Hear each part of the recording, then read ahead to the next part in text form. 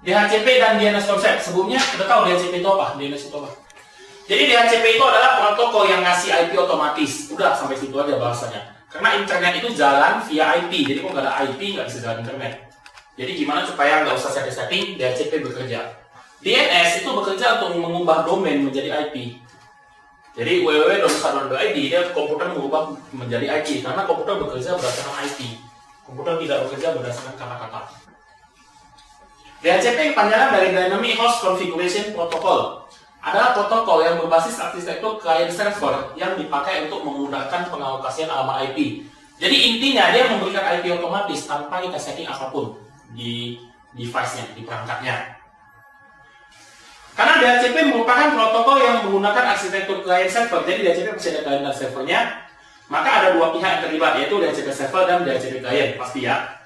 DHCP server adalah sebuah mesin yang menjalankan layanan yang dapat menyewakan alamat IP. Yang ngasih IP itu DHCP server.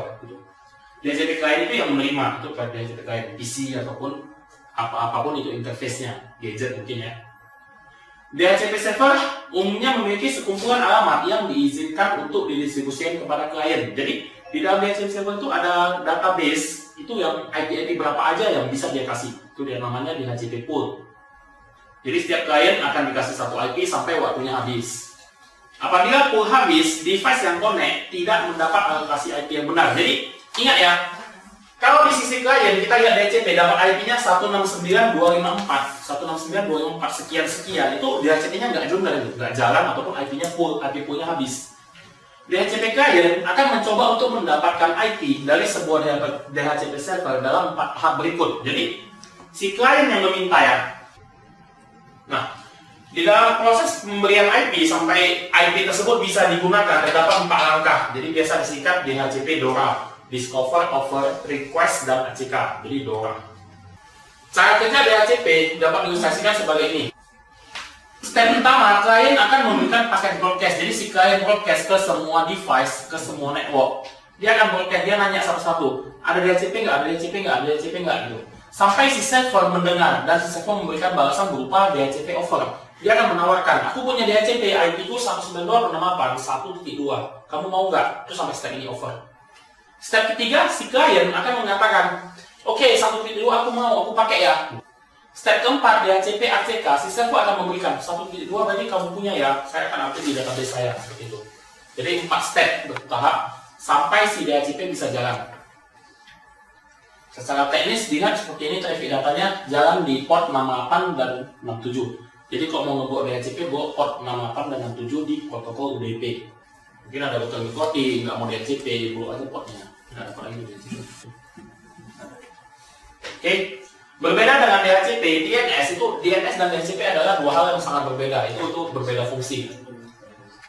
DNS menyediakan pelayanan yang cukup penting untuk internet ketika perangkat keras komputer dan jaringan bekerja dengan alamat IP. Jadi poin di sini adalah komputer dan perangkat keras jaringan itu bekerja berdasarkan IP. Sementara manusia pada umumnya lebih memilih untuk menggunakan nama host dan nama domain. Jadi manusia lebih gampang yahoo.com, google.com, tapi komputer nggak tahu tuh apa yahoo.com. Itu makanya ada DNS. Jadi DNS yang menjembatani dari domain tadi ke IP. Itu paham konsepnya ya? Saya nggak mau bahasa-bahasa yang panjang-panjang. Saya mau cuma kalian tahu apa itu DHCP. DHCP adalah protokol yang digunakan sehingga suatu perangkat bisa dapat IP untuk connect internet. Itu aja kata-katanya. Oke. Apa itu DNS? DNS itu adalah sebuah server yang menerjemahkan domain kata-kata itu menjadi IP sehingga komputer kita bisa membuka tujuan yang kita buka tersebut. Google.com menjadi IP. Jadi itu aja bisa dipahami ya. Itu DHCP dan DNS. Nah, tadi kita udah bahas cara kerja DHCP. Sekarang kita akan bahas cara kerja DNS. Jadi kalau DHCP tadi ada 4 step. Kalau DNS itu stepnya bisa banyak, tergantung dari berapa banyak servernya di atasnya. Misalnya sebuah PC, dia akan mencari google.com misalnya. PC saya mau buka google.com atau saya nge-ping google.com.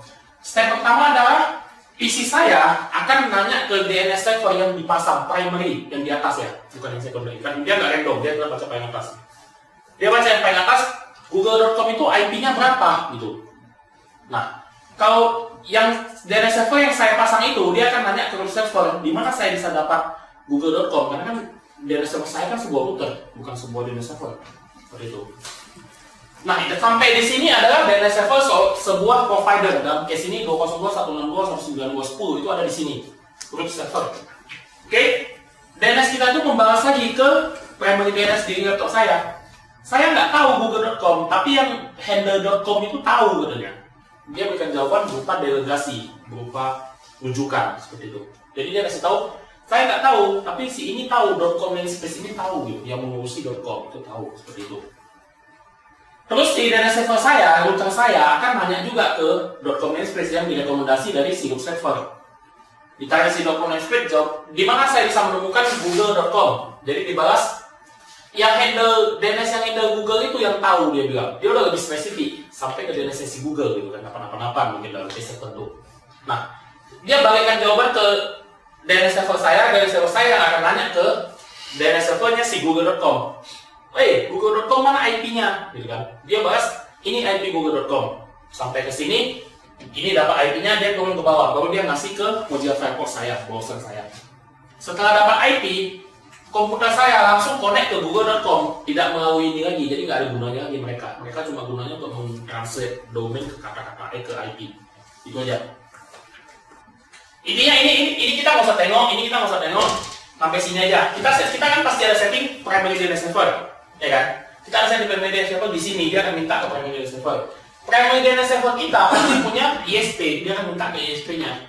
Setelah itu nggak usah ditengok lagi, itu udah pekerjaan routing ke internet.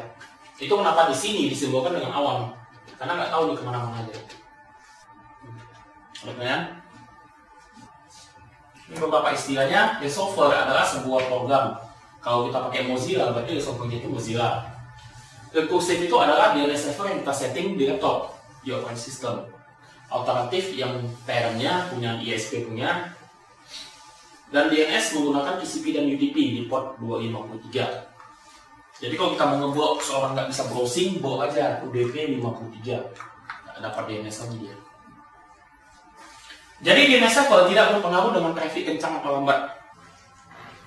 Jadi nggak ada statement yang bilang kalau nggak isi DNS nggak bisa internet, itu salah. Jadi kalau nggak isi DNS tetap aja bisa internet. Kalau kita bisa pakai IP, nggak pakai domain. Jadi guna DNS server itu cuma merubah domain ke IP. Seperti itu. Ada pertanyaan? DNS dan DHCP.